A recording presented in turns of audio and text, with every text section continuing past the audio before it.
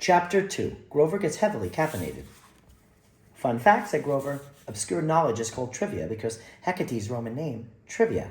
3 roads. That may be a fact, I said, but it's not fun. Oh, come on, you got a quest. This is great news. Grover danced and skipped along the sidewalk in front of me.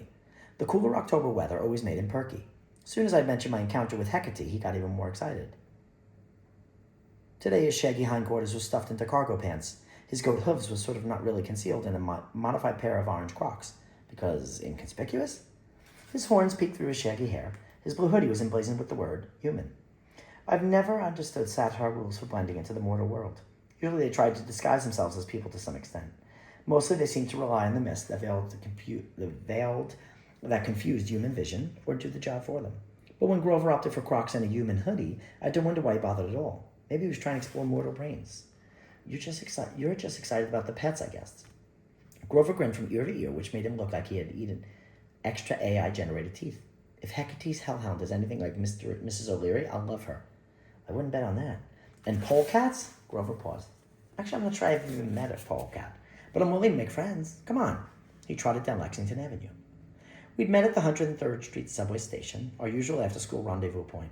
Now we were going to visit my mom at her favorite cafe, where she was trying to finish writing her new book. Normally I wouldn't have been interrupting her while she was working, but I figured I'd better tell her about Hecate's quest as soon as possible, since we were supposed to start the pet-sitting gig that night. Also, Grover liked seeing my mom. Also, he liked the cafe's pastries. It was a win-win. New York is weird in the best kind of ways. You can be strolling down the avenue past banks and pharmacies and cell phone stores, feeling like you're in the middle of a cookie-cutter anywhere land. And then you left turn and suddenly you're on a side street where the old brownstone mansions have been converted into bohemian apartments. The trees are aglow with string lights year-round, and the storefronts are a mixture of holistic laundromats, tarot card salons, cryo-shock spas, and cafes. The best cafe of all? The Cracked Teapot. No hate to the folks who hang out at Starbucks, writing their screenplays or whatever, but if you really want inspiration, find a local, one-of-a-kind place like the Cracked Teapot. All the string lights on the street seem to emanate from the cafe's front porch, like the center of a festive electric web that nobody had bothered to clear away and now covered the whole neighborhood. We walked down the steps into the garden level, through a bead-curtained doorway into a cozy maze of nooks and parlors. Soft, otherworldly music was playing. Celtic harp, maybe? Fairy godmother dolls hung from the ceiling. On every available sunny windowsill, cats were napping, which may or may not have been against city health codes, but I wasn't going to tell. Although all through the cafe, shelves are filled with, you guessed it, cracked teapots. Some were gold and porcelain, some copper, some rainbow ceramic. Stuffed animals popped out of many of them. Behind the counter, a large bearded dude in a pink tutu was making coffee. The display case overflowed with muffins, cookies, cakes, and scones. Could I have written a novel there? No way. Aside from the fact that I could never write a novel anywhere, this place was way too distracting. I guess that's proof that I got my ADHD from my dad's side. My mom loved working there. It was only a few blocks away from our apartment, and with the baby coming, she felt a deadline for a second manuscript pressing down on her. It was a race between the baby and the book, and the baby was winning. Grover and I ordered drinks and snacks from the ballet dancer. And then we found my mom at her usual table in the back, where sunlight slanted through a transom window, warming a big black cat on the sill and refracting through dozens of crystal pendants that remind me a little too much of the goddess Iris. My mom's hair was pulled back in a bun to keep it from falling in her face while she typed. She leaned forward, her face glowing in the light of the laptop screen like she wanted to dive into the world she was creating. She wore a stretchy dark skirt to accommodate her baby bump and one of my stepdad's t-shirts, a black one with a picture of a dude playing stand-up bass under the name Charles Mingus.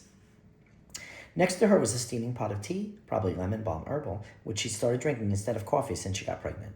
She rarely ate here. She made her own baked goods, so I guess she didn't see the point. But the cafe staff loved her regardless. They never complained if she took up a table for the whole afternoon. I was worried she might frown when she saw us walking up since we were technically interrupting her workday, but she smiled with relief. Boys, she said. Sorry to barge in, Grover said. Not at all. She patted the chair next to her. Save me from this dialogue, please. I think he's trying to kill me. Grover slid in next to her. I sat across the table. I'm always careful not to look at my mom's screen while she's writing because A, I know it makes her nervous. B, the floating words make me queasy. And C, I can't help wondering if she's writing a character based on me. Maybe that sounds self-centered, but the idea of anybody writing a book about me makes me super paranoid. So what's going on, she asked me. New quest? It's like you know me. She laughed. Tell me all. She must have been worried. Over the last 17 years, I put her through a chariot load of stress, but she'd gotten good at keeping her tone light and supportive. Honestly, I'm not sure how she did it. The only job harder than being a demigod is being a demigod's mom. I told her about my visit to the goddess principal's office. I left out a few need-to-know details like Hecate's three-headed horror show and my subsequent change of underwear. I just finished bringing her up to speed when Mr. Ballerina brought us our order. a blueberry smoothie for me, double shot latte, and a strawberry muffin for Grover. I gave Grover the side eye. There are two things that will send him into hyperactive meltdown. One is coffee. The other is strawberry-flavored anything. It'll be fine, he promised when he saw me judging. I'm going to jog into the park after this, pick up some supplies for tonight. I'll burn off all the extra energy. I wondered what kind of supplies he could pick up in Central Park. I imagined him showing up at Hecate's house with a basket full of squirrels. In this place, the manse, my mom said. Where is it? I took out the blood-inscribed business card and handed it to her. She read the address and her smile crumbled. Oh. Oh, I asked. She gazed at the cat sleeping in the window as if it might have been advice for her. Nothing. I haven't been to Gramercy Park in a very long time. Did I ever tell you? She hesitated, thinking better whatever she was about to say. No, it's fine. Promise me you'll be careful. It's fine to be careful and not statements that go together well, especially when it's your mom talking. Also, she said Gramercy Park the way I said Tartarus. I wasn't sure if she was holding something back because there was a bad memory or because Grover was with me, or both. She shouldn't have worried about Grover. He was obsessed with his muffin and coffee. Once he went into snacking mode, the only danger was that he might devour everything else on the table, including my smoothie, the teapot, and my mom's laptop. I always try to be careful, I promised. Emphasis on try. I waited to see if she would say anything else. When she didn't, I made a mental note to follow up with her later. One thing about me and my mom, she never pushes me to talk about something if I'm not ready. I try to give her the same courtesy. Meanwhile, Grover was dabbling up the last of his muffin crumbs. I could practically feel him starting to vibrate. We should get going, he said. Lots to do. I got to run around the park, and you have to pack for tonight. Meet up at sunset, right? I nodded, still focused on my mom. Do you want me to wait around at the apartment until you get home, I asked her. I was thinking I could have dinner with her and Paul, give her another chance to tell me why Gramercy Park bothered her so much. No, that's all right. She managed to reconstruct her careful smile. This should be a memorable Halloween experience for you at any rate. Hecate is the goddess of ghosts, isn't she? And magic, Grover volunteered, and nighttime, and manipulating the mist. I frowned. Hecate had run through her entire resume while she was terrifying me with flames and animal heads, but she left out the part about manipulating the mist. I wondered why. Now that I thought about it, my friend Hazel had said something along those lines, how the goddess had encouraged her to learn that skill. My mom reached across the table and squeezed my hand. I should probably try to get some more writing done. Keep me posted if you can, and remember to pack your toothbrush, okay? We were going to spend Halloween week in a creepy goddess's house, and all my mom was worried about was my dental hygiene. I guess she had to focus on the things she could help with. I will, I said. Good luck with the writing? I realized I barely tasted my blueberry smoothie. I carried it out while Grover bounced along the sidewalk, rambling about his strategies for making friends with the godly house pets.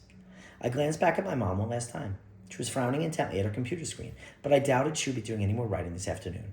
Instead, she'd be Googling Hecate. I wondered what about Gramercy Park had made her so unsettled. I had a feeling I'd soon find out.